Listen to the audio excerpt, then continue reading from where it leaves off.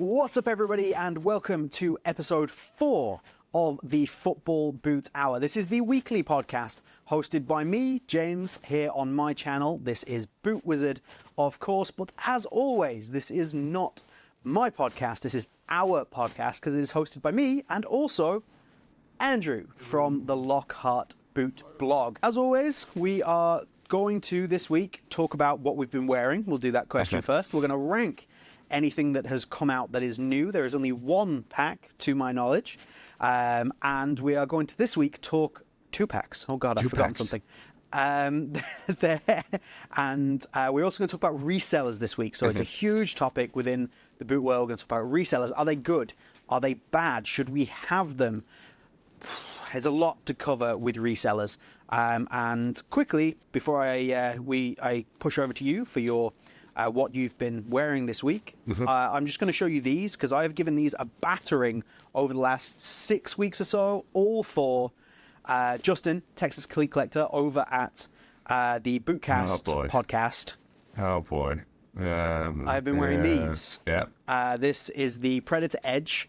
I have absolutely ruined these at any opportunity because I promised him a full and proper test. I have battered the living out of these. They look massively battered. No spoilers, but the review will be coming soon, Justin. Don't get your hopes up. What have you been wearing this week, Andrew? I haven't played outside this week. I've been playing indoor. Woo! Okay. Yeah. So I wear some Asics. What are they? The Distake. FSK. I don't even know what they are. No, they're very comfortable. It's got K leather forefoot, synthetic midfoot, nice bit of cushioning, but not overly so. So that's good.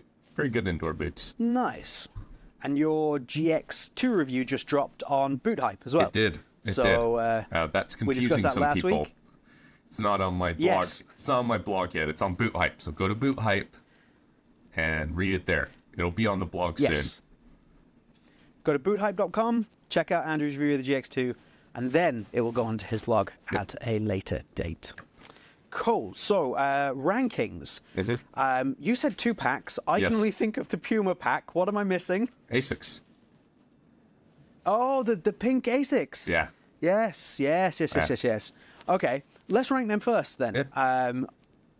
Because I'm a little bit annoyed by this release. Because about a month ago, I bought the X-Fly 5, the special edition with the synthetic forefoot, and I've only worn them once, and I'm like, okay, building up to do this review, and this pack has a brand new synthetic A6 X-Fly. Yeah, they're both microfiber. Yeah, they look fantastic. Yeah, they do. Really nice. I love the colorway and the boots themselves. Is that A6, without going too far off topic, the best synthetic leather that's around at the moment? Yeah, easily. I think it is. Easily. I think I like the Sakitos, but that A6 synthetic is unbelievable. It feels just like a leather. Yeah, 100%. Yeah. So purely based on looks and trying to take my own personal annoyance out of the way here. Where are we ranking it?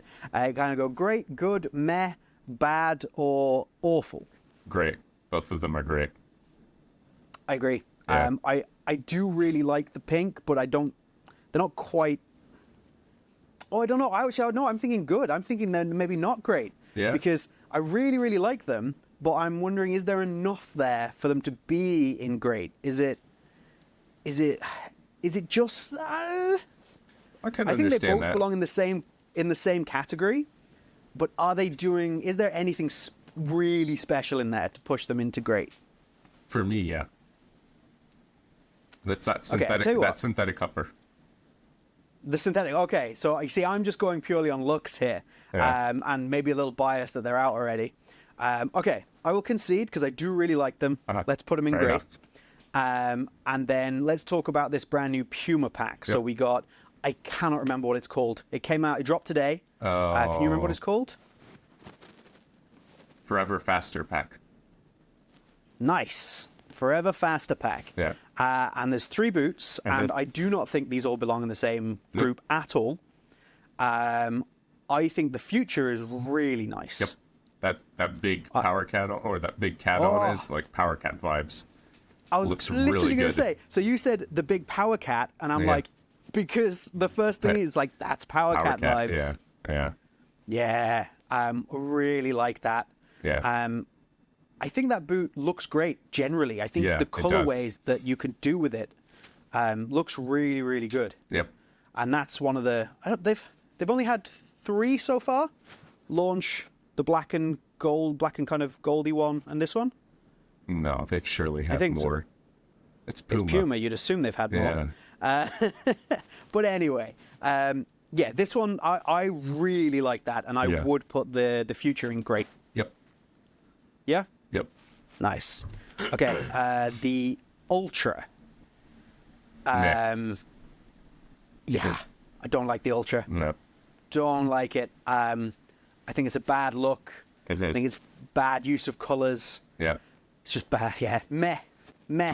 Or is it meh or is it bad? We'll give them benefit of the doubt. It's meh this Benefit time, of the Puma. Up your game. You mess it up next time, you're going down in bad. Yeah. And then finally, the King. Good for me. Yeah. I think the King is good. It's not overly done. There's nothing too spectacular, but King is good. Did we rank the Holland boots before? Because those finally came out this week. Yes, we did. We put the Holland boots in good. We decided there weren't they weren't enough to push them into the great, but we ranked them as good. Okay. It's a good thing your memory's good. Spot which one of us edits the video and has to watch us all like 3 times. That's all it is. It's not that my memory's good. It's just I've watched so we do this, and then I watch it when we edit it, and then I watch it again to make sure it's right, and then I watch it again when it goes up. So I get to watch us for like 4 hours. It's loads of fun. It's a good job it's an entertaining podcast. I mean, those are your words. The people agree. People in the comments, let us know. Please listen to us. Are we entertaining? Yeah, and please listen to us. If you don't get that joke, you didn't watch episode 1. Yeah. Go back. Shall we move on to our main topic? Now we have ranked resellers. Yep. And I think the overall question that we're looking to answer at the end of our discussion is, are resellers good or bad for the boot market? That's kind of that's the hypothesis. Is it? And we aim to prove or disprove that throughout the course of the next, let's say, maybe half an hour or so, and then we'll do questions at the end. Okay.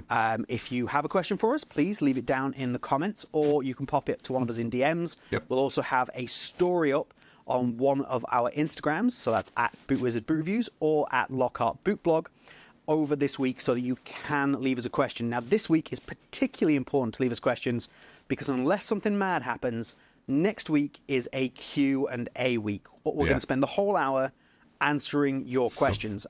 The reason we're going to do this is because the questions list from the ones that you leave us every week is about this long, and we're never going to catch up. Yeah. So we're just going to do a full Q&A week for you.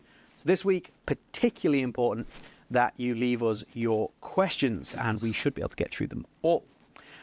With that, obviously, subscribe to Boot Wizard. Go and check out the Lockhart Boot Blog. Like this video as well, because the podcast is new and it needs help. Yep. The algorithm gods of YouTube require you to do these things. Share it. Go and tell somebody else about us too. Please share. Please listen to us and share. To the resellers. So, where to start? I suppose I'm thinking, are there just too many of them at the moment? Yes. Is that like a first negative? Yes. Because if yes, done. Episode over. Everybody leave. I mean, I can understand a lot exploded because of the pandemic, and people are looking for extra sources of income, and by and large, the market is just it's been overwhelmed for years, so you're going to find lots of leftovers, so to speak. That's true, actually. Like, there wouldn't be so many resellers if there wasn't so many leftovers, if there wasn't boots sitting around in different places for people to get hold of, which again ties back to our sustainability discussion that we have every single week in some way or another, that it is just not sustainable. And if boots are being pulled out of storage containers or wherever they're hiding 5 years later without ever being touched, then there's definitely a problem. But yeah, I think the market. So the boot market is flooded, therefore the reseller market is flooded. And I don't blame the resellers for that. I can't say it's their fault. If you can make a bit of money doing something, then by all means, go do it. Exactly. But yeah, in short, there's too many of you. It's too hard to keep up with. You don't know where you're going to get the boots from. And I think importantly, and I suppose this is a good segue, makes it difficult to ascertain the genuine resellers or the good ones from resellers who are either sketchy, complete scams, just overcharging. Like, it's a lot of research to try and find a boot from a reseller now if you're not in the market the whole time. Yeah. If you go on and you're like, okay, I want, the People Speed boot, the X18 or X19, and you could see like 4 or 5 different prices, which, normally I'd say, okay, we'll naturally go for the cheapest one, except, okay, is this reseller vetted? Do you know anybody who's bought from them before? Or is this a newer reseller who hasn't really established themselves? Because even now, I keep seeing these new reseller pages pop up, and they'll follow me on Instagram because I guess for some reason people are convinced I'm a seller. And and then they'll have like 300 followers, but they'll have like a ton of stock already. And it's like, but they haven't been around for enough for anybody to really vet them. Yeah, I completely agree. And obviously there's a big bunch of resellers that I know that I've bought from that I think are great, but it's really hard, especially with these new ones, because part of my initial response, because there is so many other resellers, is do I immediately trust you? And then also, do I need to trust you? Do I need to go through your page? Because I probably follow like 100 resellers. Do I need to follow another one that might be slightly dodgy? Because it's saturated. Just a thought. Now, this may come down to friendly competition or whether it's competition at all. What about the idea, I don't know how you do this, maybe resellers kind of vetting other resellers? Like, you kind of get resellers to say, oh, this guy's legit. Now, are you undercutting yourself there? Like, what do you think? Well, ultimately, it's a global market, so there's space, I think. I think there's too many resellers right now. That doesn't mean that it's necessarily a bad thing that more come up to the market. It's just, depending on what their goal is. If they're here to make a quick buck and get out, obviously that's harder to vet them because they're more likely to, do things with a sleight of hand. But, I mean, I do know that a lot of resellers are friends with each other. They follow each other's pages and they'll comment on each other's stuff and say like, oh, I don't have this. Let me contact this guy, or I can't get this. Talk to this guy. He might be able to get them.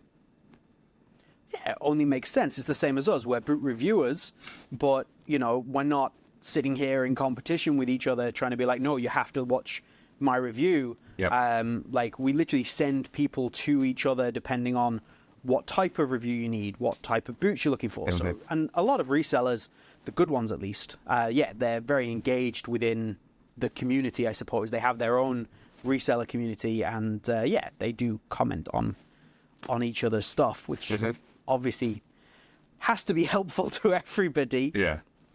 But you mentioned there the resellers looking to make a quick buck, and I'm going to reference it again. I reference it every week. Sneaker market.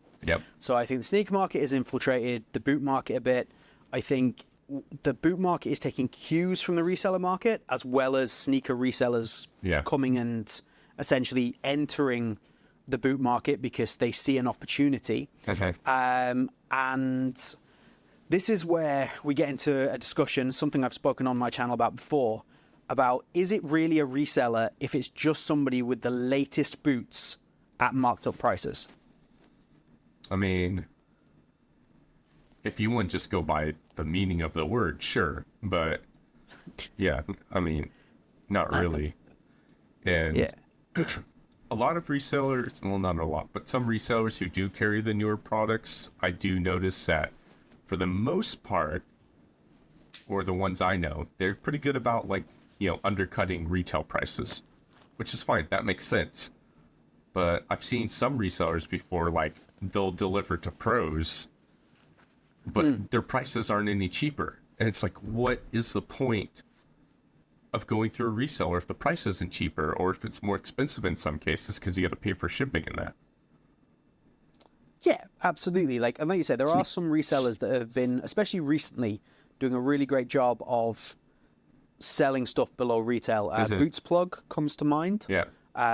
They have a big inventory. It's sometimes a premium inventory, but they have had current stock below retail. And MD Boots, they frequently have some current stock below retail, or they have current stock that you can't get. Yeah. And I think this is a big difference that I want to kind of lay out, is that, for example, take MD Boots again, has connections with Adidas and things like that. So they're not going onto your retail websites and buying things up that you can't get in order to resell them on their site.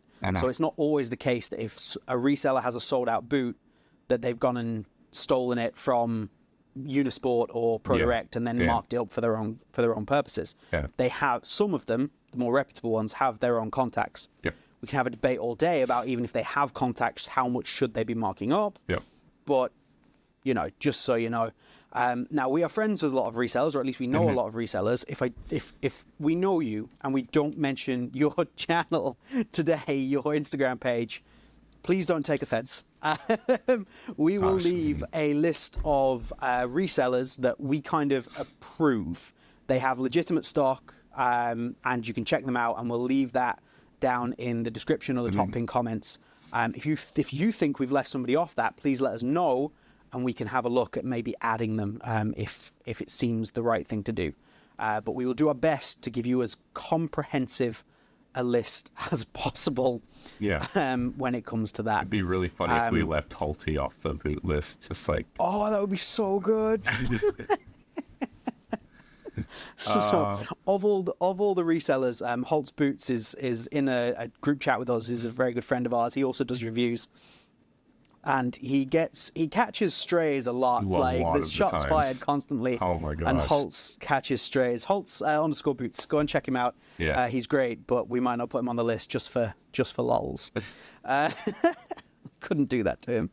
And someone we got to mention who's not necessarily... I would call them a regular retailer versus a reseller. It's kind of a gray area, but Tokyo Football is... Oh, look. Yeah. It's a Tokyo Football grip sock. Yeah. Tokyo Football are unbelievable. They are. Not just for grip socks. Actually, I say there's one here. There's also a pair on my feet right now, and if I was flexible enough, I'd show you, but I'm definitely not.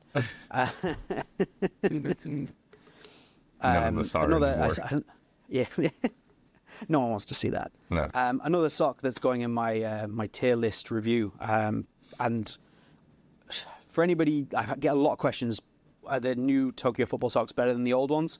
In short, yes. There's your answer. If you're worried about getting the old ones versus new ones, I've put a lot of people off being like, I don't know yet. I haven't tried them. Yeah. I have now tried them. They are better. You can go and buy them. But yeah, Tokyo Football are it's like a really cool retail store. They're not a reseller, but you can kind of chat to them like a reseller, and you have access like a reseller. Yeah. And they, depending on where you are in the world, especially if you're in Europe, they generally tend to have really good prices too. Yeah. They carry a lot of Japanese boot market products as well that you can't get outside of Japan normally. Absolutely. Yeah. That's mainly what I use them for, is if an ASICS boot or a Mizuno boot or something like that, I will go to them for it, especially if it's something that's not heavily carried outside of Japan. My ASICS boots, the new ASICS boots that come out, the first place I'll go to get them is Tokyo Football. Okay. Yeah. So yeah, big shout out for them because they're great. They are very good.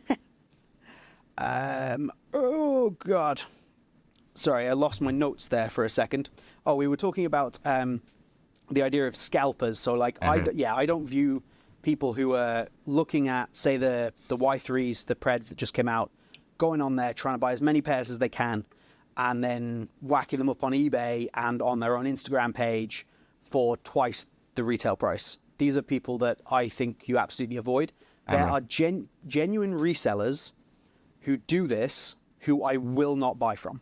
Yeah, same. Like, if I know that as a reseller, you get these limited edition boots by going online, buying a limited edition, stopping other people buying it, and then putting it on your site at 100, 200 more, I will not buy from you. Yeah. I will unfollow your Instagram and I will not buy from you. I think it's shocking behavior. Yeah. You get a lot of people who buy limited edition boots just to flip them now. And maybe that's a slightly different discussion, but I mean, it's like the Y3 released here, and the cheapest I've seen it go for is about more than double, but I'm seeing prices of like 5 times higher than retail. That's sure. I would say surely nobody's paying that, but you never know. Are people paying that? Yeah. I had my messy Las Estrellas, and I was just going to wear them. And somebody came in and made me a stupid offer, and I was like, okay. Yeah. I'm very much like that. Like, I've had a couple of people put offers in for my Pred 30s. And I said no to one because it was too close to when they released, and I just got them. And I felt bad about selling them even at like an inflated price, like the same week that I got them. Yeah. I was like, that's kind of not, that's everything that I complain about. Yeah. Even though I didn't actively sell them. Yeah. If somebody comes to me and is like, oh, I'll give you $1,000 for those, and then I sell them. It doesn't make you feel I just felt wrong. Yeah. Yeah, I felt a bit like about it, so I didn't do it. Yeah. And then I had another offer recently for them. And again, I turned that one down because it was a good offer, but it wasn't enough to make me want to sell them. Yeah. But yeah, somebody comes in and offers you stupid money for them. Yeah, I think you're kind of like me. Is if somebody makes a stupid offer on something, technically everything you have and that you own is for sale. Oh yeah. Yeah. If you make a stupid offer on something I own, yeah, I'm more than likely going to say yes. Somebody offered me, they didn't go through in the end, but somebody was interested in buying my Lotto Lucatonis the other day. The very similar color to the shirt you're wearing. So there was only 50 pairs made for retail. They were part of a program for giving boots to kids, basically, in Italy. And there was pairs made for that, but only 50 pairs made for retail. So they're really, really limited, but and impossible to find. Yeah. But they're not stupid money because they're still a Lotto Lucatoni boot. They're not huge in demand. And somebody was interested, and they're probably one of the boots in my collection that I really do not want to sell.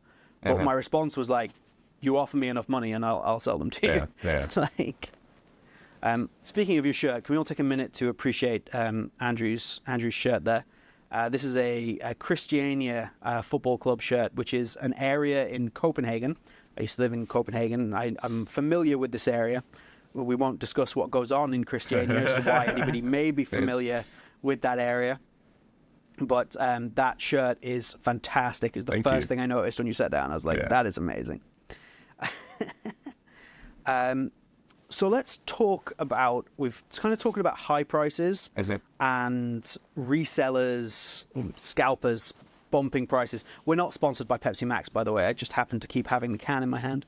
Pepsi Max, if you want to sponsor us, you're welcome to. Seriously.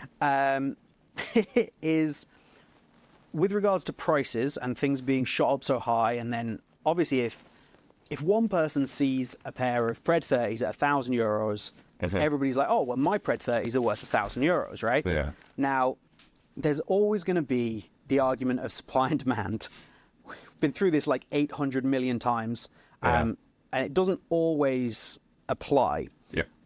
But I definitely want to mention with limited editions, I think resellers have to be far more conscious of what they're saying a boot is worth, because they have more power than they think in influencing the market. Absolutely. You know, if a reseller comes out and says, okay, this limited edition boot is $800, all of a sudden, anybody who's got that boot might feel tempted to slap it on eBay and sell it for $800, or attempt to sell it for $800. Now, the argument is, of course, that if it's not worth $800, nobody will pay for it. But if every single boot is $800, like say there's only 1,000 made, every pair that goes on retail goes up for $1,000 for $1,000 or whatever, $800. Yep. Then that means to the buyer, this is $800. Yeah. I have to pay this amount. Like if I want this, and somebody will do it. Yeah. Like, and if one person does it, that's it. That it's confirmed. Yeah. And there have been instances, we won't name names, of resellers quoting absolutely insane prices for things that are absolutely not worth those prices. On a very large scale. They are literally making these claims on national levels, shall we say. And it is genuinely impacting the boot market, especially in relation to very limited edition stock. And it just makes, I don't know, I just think resellers have to be conscious of their own impact. I mean, it's silly because like some people try and sell something for more expensive than like a match-worn pair of messy boots. And it's like, okay, would I rather have this boot or would I rather have match-worn boots? I'd rather take the match-worn boots. They're more special. Yeah, like, of course. Yeah. Now, we've obviously been negative-ish so far. I think we're just cynical people, Andrew, to be honest with you. Yeah. And for anybody wondering, I keep fiddling with my mic because I don't have my normal setup because I'm sat in my studio and my heater's broken. And it is 11:30 at night and it's bloody cold. Yeah. So I'm dressed like Fozzie Bear with all the fur and the brown. Andrew, on the other hand, is in Japan. It's 7 a.m. So it's got a thanks nice for getting heater up on for as us, well. Andrew. Yeah. But what are the positives of resellers? That's where I was going with this. Because I think there are a lot of positives. Yeah, absolutely. So what are they? Do they outweigh the negatives? We'll get there in a second. But what are the positives? For me, some of the positives is they'll track down old stock that you might not be able to get a hold of. I know a lot of resellers are very good about less do this than they used to. Oh, I understand they're very busy and stuff, but like, we'll take Hulk's boots, for example. There's been times where I've said, like, if you can find one of these, let me know. And he's like, sure, it might be more expensive because they're rarer or something like that. But he'll at least, some of them will at least try. Or they'll be able to tell you, like, oh, I've tried looking for those before and I haven't. And they'll have boots that, you didn't think you get a hold of again. I know, like, some resellers have, like, power sorters, for example, which are, like, my favorite prints. And, I've been tempted a lot of times, like, oh, yeah, I know where to go if I want to get more power swerves. So I think that's a huge positive for me. I think that is, in my opinion, the biggest positive. They have old boots that I may never have been able to get hold of again. And you can go out and get them. Now, sometimes, yes, these are going to be above retail price because they're more in demand, because they're more limited. You can't get hold of them. And I accept that. And, there's prices I won't pay, but that's my decision, I do accept that some boots are just going to be more expensive. But it's the fact that they can get hold of these boots at all makes them worth it. Yeah, absolutely. And I think that one of the other positives is that they can also, moving away from things that are maybe I really want, that are kind of old and hard to find, they also have some more recent stuff. And again, Holtz Boots is a great example of this, at really great prices. It may not be the latest and greatest, and we spoke about this the other week in regards to how to get your boots cheaper. This is last week. But getting something from last season or an old colorway or something, and a lot of resellers have really great stock at really cheap prices. Like I've mentioned him the other week, Boots Deals. I get a lot of stuff off him. He does really good stuff for me. Current season, really good prices, great guy. And it's a shame, actually. We'll get onto this in a second. It's probably a nice segue here. Boots for a Ton usually has a good stock. I like that he has size ranges of stuff sometimes. Here comes your weekly Nemesis reference. He has the Nemesis HG plate in almost like a full size range. Now, there's a fair amount of those floating around. But that's a reasonably recent boot. Had it for like £100. That's great money. Like I said, like we said the other week, that's 0.3 money-ish, just above, for a brand new top-end boot. It's amazing. Yeah, pretty much. Yeah, and that's the huge advantage is I do like, and I don't know if you thought of it from this way or not, but I love that in a way, boot sellers are disrupting the market. I love the fact that retailers are having to offer stuff or try and go above and beyond to capture these customers because there's boot sellers out there. And, and it's not always like a lot of boot sellers don't have the newest stuff, but the ones who do are undercutting prices, which is a good thing. I think you should always undercut prices because boots are too expensive as they are. So I do like that they're undercutting the companies and stuff. I honestly hadn't thought of that, and it's such a good point. Them merely existing, and provided they charge under retail for new stuff and they offer great deals on like dead stock and old stuff, they're forcing and there's no way companies like ProDirect, Unisport, Soccer.com aren't aware of these resellers and how they're impacting their market. Yeah. Like ProDirect, they're like, right, we need to get, when their sale comes around, they're like, how do I get as many of these reseller customers to buy from my sale instead? Yeah. And there's, and we've seen that they've started getting way more aggressive with sales. A lot of companies have. And partially that's due to the fact that there's too many bloody boots on the market. But another part of that is because resellers, I think for the most part, have done a good job of undercutting them, even when it comes to older season boots. It's true. And competition is almost always a good thing. Yeah, absolutely. Competition will drive prices down, and it will at least force people to try and offer something better. Yeah. Now, this is potentially, now we've referenced retailers, an area where resellers potentially fall down, and that is the ability to offer kind of returns, free shipping, things like this. And this is, again, goes back to our earlier point about choosing your reseller carefully. Yeah, definitely. Because I think, so go on. Oh, sorry. Obviously, with the age of some boots that you're looking at from resellers, they obviously can't promise like these boots are going to last. I've seen cases where people have tried and ask for returns from resellers, and some of the resellers I know genuinely don't mind taking returns because a lot of times they might still be under warranty with the parent company. But, sometimes people just kind of try and take advantage of them because they're not a retailer. Yeah. And that's not on. I know one reseller who tried pulling one over on Holt's boots for that. Right. Yeah. And it's just like, they're not a faceless company. These are actual human beings. Normally just one or two people.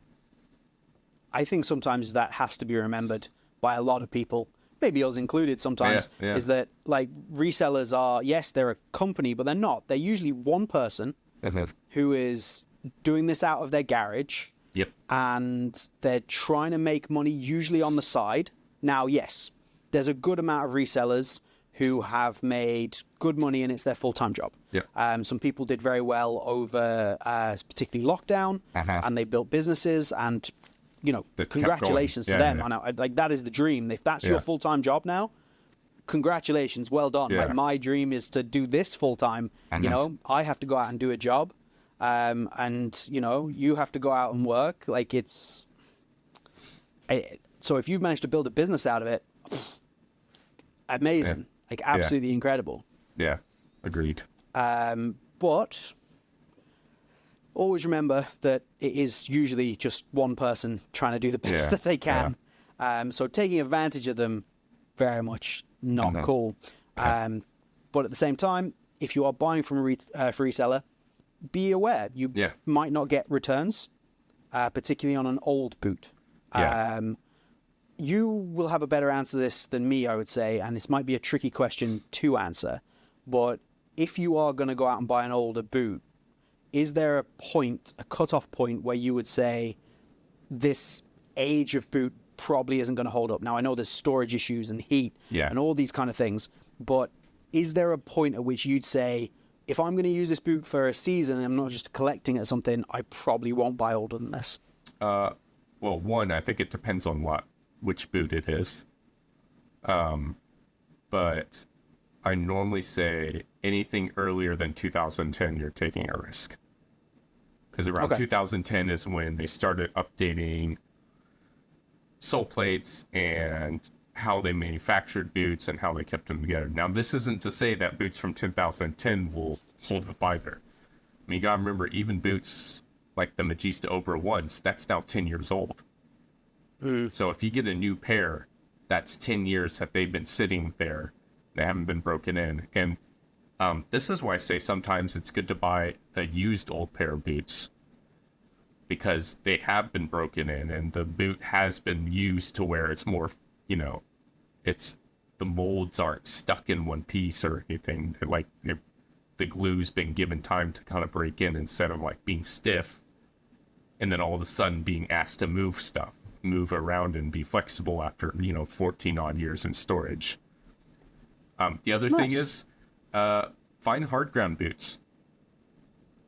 Because hard ground boots, so I've got 2 pairs of the original F50 from 2004 and they're hard ground, and the sole plate, I've had no issues whatsoever.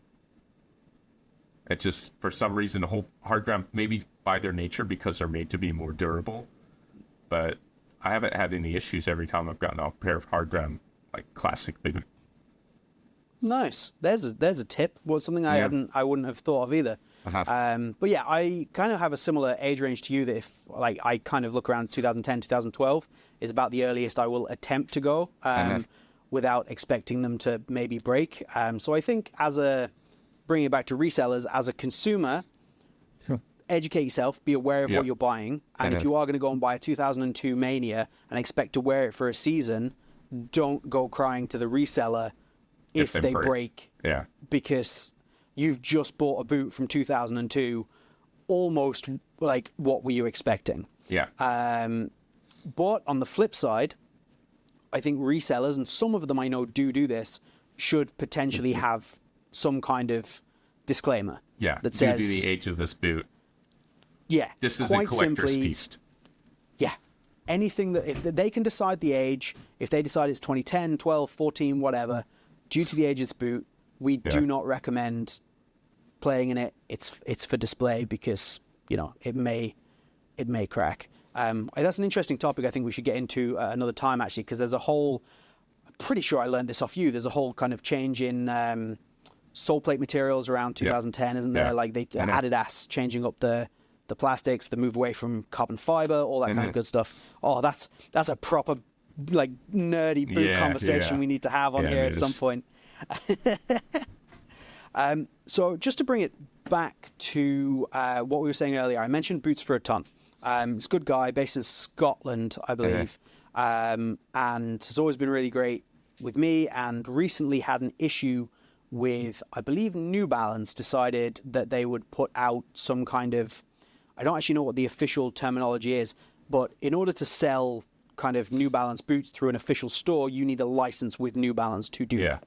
And obviously resellers don't have these, and they essentially decided that Boots for a Ton was no longer allowed to do this, reported his store to Shopify or whoever it was, and have ended up basically causing his pretty much store to collapse, and he's just decided to get out of the game. Yeah. Now, I don't think necessarily it's the New Balance thing that's caused him to get out of the game. It's the fact that there is this oversaturation, and the fact that is the reseller market collapsing a little bit. And I think there could be multiple reasons for this, but what are your thoughts? Do you think it's going like in the wrong direction? Seems to be a lot of resellers considering getting out. Yeah. I won't name one, but one that we all know very well and has been in the reselling game way longer than almost anybody else is thinking about getting out. And I think that's kind of like, to me, that's definitely a sign. Big one too. Yeah, it's a massive one. I'm not going to give them any press, but that seems fair.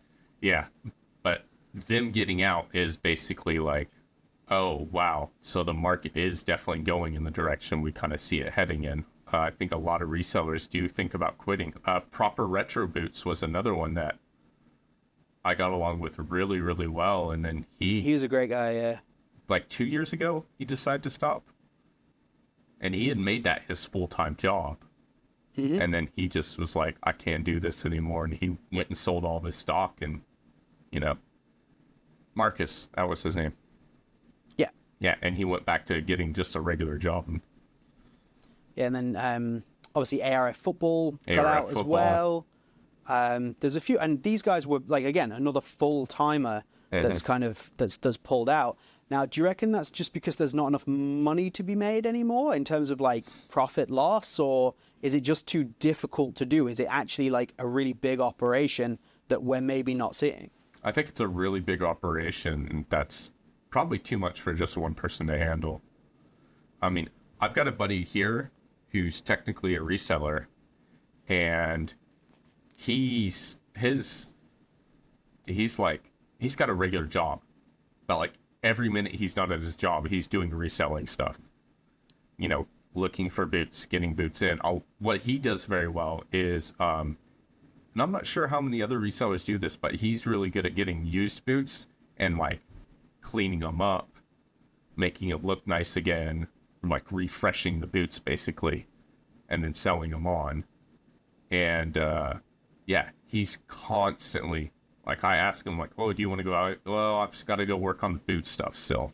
Yeah, it kind of takes over your life, and then if you try and do that full time, like you say, it's probably a 2-person job at least. Yes. Especially, well, even just the trips to the post office. You see the pictures that some of these resellers put up of the stacks of boots, and yeah, there's people probably like, oh, boo-hoo, you made all this money, you've got to go and do some work. But like, that's a lot for one person to do. Yeah. And you're probably not making enough money to be able to afford to pay a second person. Yeah. To help you out, so you have to do it yourself, which obviously isn't great. You mentioned there about used boots, and I feel really bad here. I knew this would happen. There's a guy on Instagram. It's an English guy. I've spoken to him so many times, who does used boots, and I cannot remember the name of his page. Is that and Reboot? I feel terrible about that. Pardon? Reboot? Could be Reboot. Yeah, Recycle? probably Reboot. Like, Yeah. yeah. But yeah, like he does the used boots as well. I will say with any resellers doing used boots, I personally would completely ignore the ratings out of 10 they give them. I think they're generally complete nonsense. Get a good picture of the boots and a good video of the boots and make your own mind up on what the quality of that boot is. Resellers telling you that they have a 9 out of 10 boot, don't believe it for a second. They are so generous with their ratings. Yeah. That is one criticism across the board, that resellers are like, 9.5 out of 10. They've just been taken out of the box and they've looked at ground. They've not done anything, and there's like half a shoelace missing. Yeah. So yeah, I wouldn't. Insoles are a good tell, by the way. On that. Insoles are a great tell. Yeah. Yeah. Always check the wear on the insole. I also find that like if the heel has started to go like the heel padding, then that's when they've really turned a corner and gone like they've been used too much at that point. Yeah. But like if the insoles look really good, you've probably got a really good boot. Yeah. We've just advised all the resellers to go out and buy like a ton of insoles now and just start slotting new insoles into their boots. We'll be on to you. they've realized it. So I think I suppose the last thing that I want to touch on, unless obviously you have other things that you definitely want to bring up here, is in relation to resellers getting out of the market. And maybe, obviously we mentioned it's a big job, there's maybe not as much money in it for some as we think. But also, I think, obviously, resellers are focused generally on social media. That's where they live, that's where they operate. Most of them have websites now, and that's great. But if you go and search for boots on Google, all you're going to get is main stores. Nike, Adidas, Soccer.com, ProDirect, Unisport, all that kind of stuff, stores in your local area, because these guys have full marketing teams that are designed to optimize their search rankings. They are making sure they are showing up in those Google searches, and the resellers do not stand a chance. So they are reliant on using Instagram primarily, some Facebook reselling groups, and their own, and links to their website through there. Now, obviously, there's eBay and Vinted and other resale sites, but they all take a percentage. They take a commission. So therefore, they have to raise their prices even further. So I don't blame them for not using those. But I think we've both experienced that Instagram, particularly, is an absolute crapshoot. Like you could have a post go huge for no reason. You could have everything flop for 3 months and you not do anything. Which for us is frustrating, but it's not my livelihood. Like I'm not relying on it to make money. It would be nice because I'd make more money if people saw my stuff.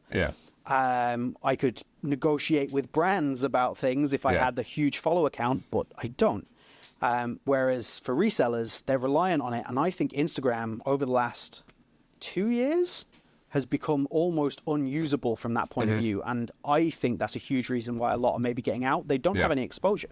Yeah, I absolutely agree. I mean, I'll get a post sometimes that it's like, congratulations, your post has reached 500% more people than usual. And like, I didn't do a single thing different. Literally. So yeah, it's an absolute crapshoot. I know Haltz Boots has complained a little bit about Instagram as well, because he's got a huge following, and it's just he said like, I'll get like 500 likes, and he's got like what 80,000 followers or something like that. He's closing in on 100,000 followers, and I think he showed me once his reach, like how many people his posts were actually getting to. And there was a post he put up not so long ago. It reached like 1,000 people or something. That's and ridiculous. And he has 80,000 following him. Like, that's insane. Now, I realize Instagram has its algorithm and it's trying to, but... It's crap. Come on, man. Like, they prioritize the big accounts and accounts that actually pay for access. Like they're all the time they're there going, if you just pay for this, just pay for this, and then when you do pay for something, they will make it work if you pay, and then all they're trying to do that's the first time is be like, come back, give us some more money, like because you want that again, right? Like come and give us more money and we'll do it again. But yeah, I think Instagram is really impacting resellers in a negative way, and I do feel sorry for them for that, because it is their primary source of income for some of these exposure people. Really. Exposure. They can't compete with Nike on Google. It's not possible. They can't, like, Facebook groups aren't going to do enough for them. They have to have their own websites. They have to have ways for people to get to them. I don't think everything on resellers is positive, but I do have sympathy for them in many ways. Is there anything else reseller-wise that you would like to discuss before we move on to questions and confirm or deny our hypothesis? I think overall it's a positive. More competition leads to lower prices. You could find boots you never thought you'd be able to find. And, I mean, heck, I found some Mizuno Wave Ghosts. I found a second pair, those ones you did. Yeah, I found a second pair on a reseller site, and it's like, oh, I never thought I'd see a pair of those again. So, I think overall they're a benefit to the market. I agree. I think, like, all you have to do as a consumer is to be wary of who you buy from. Just do your research, ask around, check for various things, but on the whole, as long as you're not going to get scammed, which if you do your due diligence, you're not going to. You know, there are people out there that are going to try it, but, you know, do your due diligence. And resellers have to be a positive for the boot market overall. There's way more positives than negatives when it comes to it, because the negatives come from a small handful that are taking the piss, really, like trying to go and buy the Y3s and sell them at 10 times the price. And sometimes that's not even a reseller. That's just some dude who's just set up a page to quiet. Yeah. And they're like, I can make a quick buck out of this. They're not resellers. They're not part of the reseller community. They're not part of the boot community. And I reference community a lot because I do think the boot community, reviewers, resellers, enthusiasts all together as a whole is a really great place to be. Yeah, absolutely. And I think we are much better for it by having resellers in it. Yeah. Even if we all have our own little subsections here and there. Yeah, definitely. Definitely agree. Nice. Should we move on to questions? Yeah. Now we've made resellers very happy. I bet there's resellers who are looking at this and like, oh, these guys are just they're gonna piss me off. They're gonna, licking their lips. And now they're like, oh, they were nice. What? Okay, questions. Now, as I say, next week will be a full Q&A session. So we'll just do questions and answers. So if we have not answered your question yet, we will get to it next week. Unless we end up with like 500, we'll do 2 Q&A episodes. I don't know. Yeah. We will get to them all. We will clear through. But we need some for this week to finish off the episode. So let's have a look. What do we have here? Oh, I should really just go from the top, but I'm always like, there's so many good little questions here and there. I'm going to leave the why is sizing impossible always impossible to get right from Full Loose Boots. I'm going to leave that because I think that requires a full kind of almost full episode. We're going for Alex Garcia 30 because a few people have kind of echoed this sentiment recently, and I'd be interested to know what you think. He says, I think it's time big brands ditch knit. I'm tired of them. I need Teijin or similar. What do you think? I don't think knit's going to go away. We were talking last week about proprietary technology and how expensive it is for the initial R&D. Now that the R&D has been taken care of, there's no incentive for them to change. No. Every new Nike boot that uses Flyknit is just using a 10-year-old technology that's getting cheaper by the day to make. Yeah. And especially, again, what we discussed last week, shrinkflation and using the old tech to... Yep. I just think that, firstly, I don't think knit's going anywhere. No. The same as you, I agree. But I also think that, the way this question is worded is interesting. Now, this isn't to have a pop at Alex. Alex, thank you very much for your question. Yeah. But people get bored of things. Yeah. He's literally saying he's bored of Flyknit. It's almost irrelevant what they do with Flyknit and how good the boot is. He's just saying he's bored with it. And I think this leads to a wider thing in the boot world where we're always asking for something different, something new, and we're almost not happy. We create problems ourselves. Yeah. And then we complain about them later.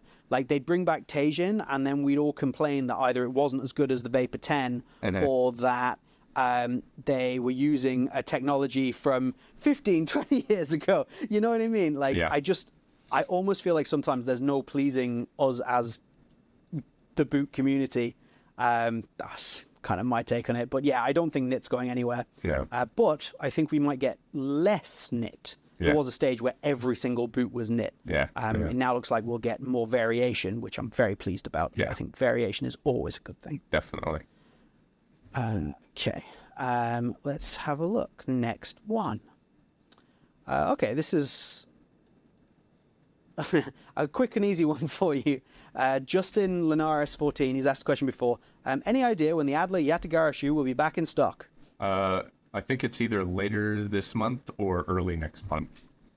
There you go. We get that question a lot. People wanting to know when the Yatagara shoe is back in stock. Yeah. So soon is the answer. Yeah.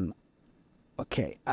Texas Cleat Collector, we've mentioned him a couple of times there. What do we want to see from the big brands besides a price reduction? Kill off silos. Swing the Tell X. them. Swing the X. Just less and less silos. Less silos, less price points. Swing the Yeah, X. I Don't think be less afraid. price points. I would be all over that, and less colorways. I'd definitely be all over that. And that does lead me to, you see, I hate it when this happens. I know there's a question in here that's a perfect lead through, but I have to be able to find it. Here we go. Cleat Baron. This leads directly one to the other. Should Nike make the Superfly and Vapor separate cleats, not just the same boot with a sock collar, which is something people have been calling for a long time. For a while. Now, my response to this is no, because if they do, it's another silo. Yep. For me, and this might be a controversial take, just kill the Superfly entirely or kill the Vapor. I don't care. Kill one of them. We don't need to have the collar and the low cut, but I also don't want a fourth Nike silo. The only way, I suppose, my ideal situation would be the Superfly gets killed, and then once a year you get a special edition Superfly. Yeah. That is like its own, like a concept boot almost. It can be bad. It doesn't matter. It can be limited edition. It can be concept. Kind of like, now I'm not saying these were bad. These are actually excellent. But like the, what was the Flyknit? The Flyknit Ultra. Thank you. The Ultra was the only word I was missing. Yeah. The Flyknit Ultra. This was kind of concept. What was to come? Superfly becomes that. Yeah. And then, so you kill it and you make it that. But I do not want to see two separate mercurial lines. Please, God, no. Any thoughts? Yeah, that's the same thing. I know people in the past were like, well, the Superfly was so different from the Vapor. Well, what ended up happening is Nike just kind of forgot the Vapor existed at times. And the Vapors were terrible for it. Yeah, the Vapors haven't always been good, people. Let's remember that. Let's have a look. So, I suppose, similar. I've got Victor Noel Jr., I want to say. What do you guys foresee in terms of new boot technology in the future that might actually work? Now, sorry if you also asked that question. I've been asked it a few times. Like Red Robin fan also asked what can possibly be the next tech trend in boots. So all kind of ties together. What do you see as the next kind of big thing? We had knit. We've had, it's been a few different things, but it does seem like it's been a while since we've had something that's kind of revolutionized the industry the same way that maybe knit and dynamic fit collars did. You know what revolutionized an industry is if people could agree to actually make damn good heels instead of this garbage they keep dumping on the market every year. I enjoy that I shove in a Nemesis reference every week and you can take a shot at heels and boots.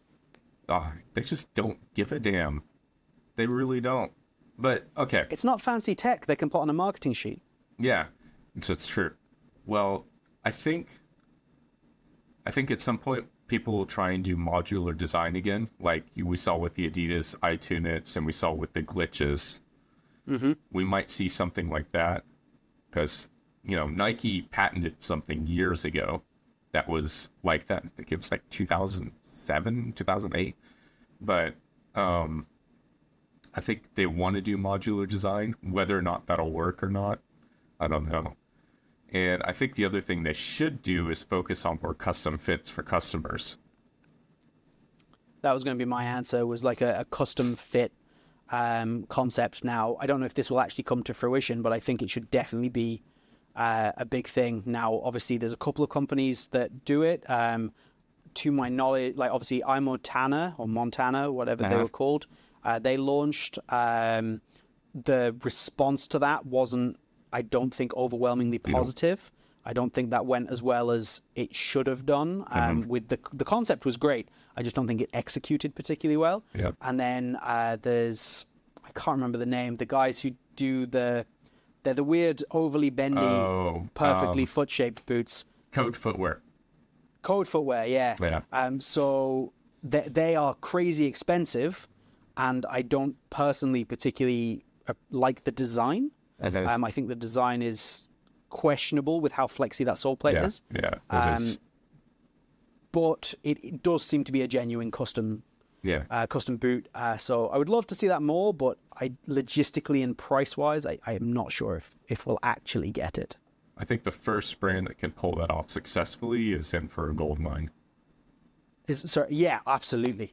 Like, if you could somehow have it that you could go into a store and have, you know what I mean? Or I suppose Montana, they have that technology. You do it at home and scan your feet, and then you can go and get them. Yeah, it can't be that hard, surely. It just requires money.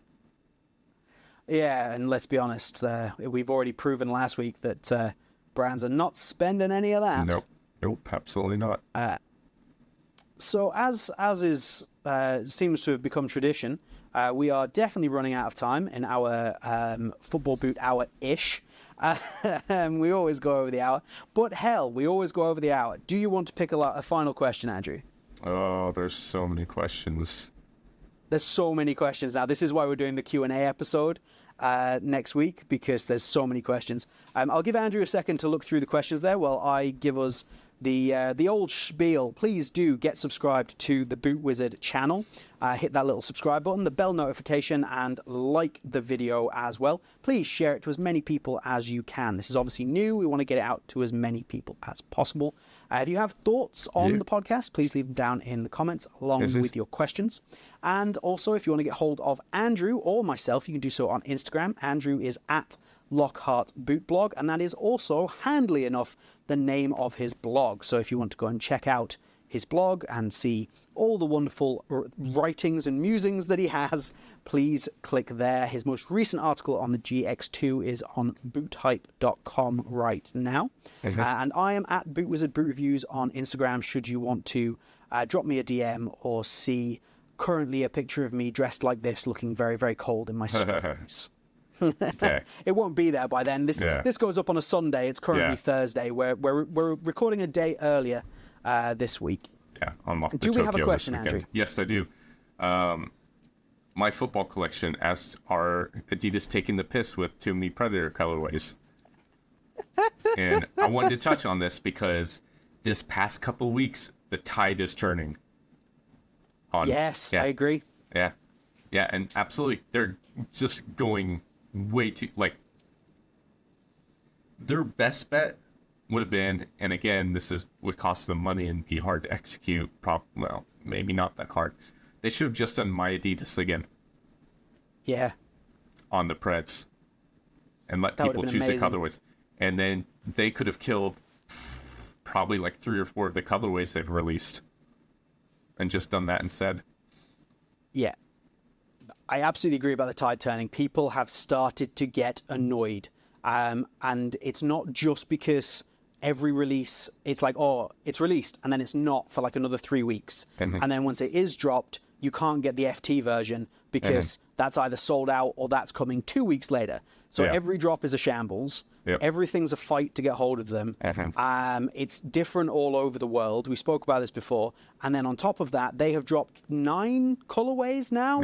Or they're in the space of about 4 months, and everybody's just like, would you stop? Our friend, there's also another question in there that I've seen previously. It's Yuli x Quetzalcoatl.x. Again, he said the same thing. Would Adidas ever stop with all of these new colorways? And I was listening to the Bootcast podcast today. They had Noah Kavanagh on to do an interview. It's well worth the checking out. Go and check that. Definitely. And he was explaining his logic of getting pissed off with it. And I hadn't thought of this. And why I hadn't thought of this, I don't know. The traditional black colorway, the electricity colorway, and the Pred Strike colorway, the red, are all basically the same colorway, but the colors switched around. Yep. The electricity is the black one. It's the same 3 colors all swapped around, and then the Pred Strike is basically the same thing again. There is a little bit of the accent of the electricity. They've used the 3 colors 3 times and just swapped them around on the boots. It's such a good point, and it's so insane. Yeah, it's ridiculous. But yeah, they needed to, this was a whole year's worth of colorways, man. Yeah. Like, chill out. Yeah. Definitely need to take a step back. And, you know, and I reckon by the year is out, we'll hit 20 something. I thought it was going to be 15, but I'm pretty sure we're going to hit 20. Somebody made a joke, I don't know who it was, I think it was actually a reseller, the other day made a joke that was like, it's the Pred 30, are they actually going to try and release 30 colorways over the course of the year? That would not surprise me. Like, maybe. Like, we know there's a couple coming up that are obviously, again, heritage colorways and things like that, but yeah, they need to stop. They just need to stop. Out. Like, yeah. It's April now. Don't release any more until the end July. of June. Yeah, Like, release something for the Euros and then just chill. Just one release for the Euros. Do a whole pack so everything gets a new boot in for the Euros, and then calm down. Yeah, absolutely. With that, I think that is our hour over. Yep.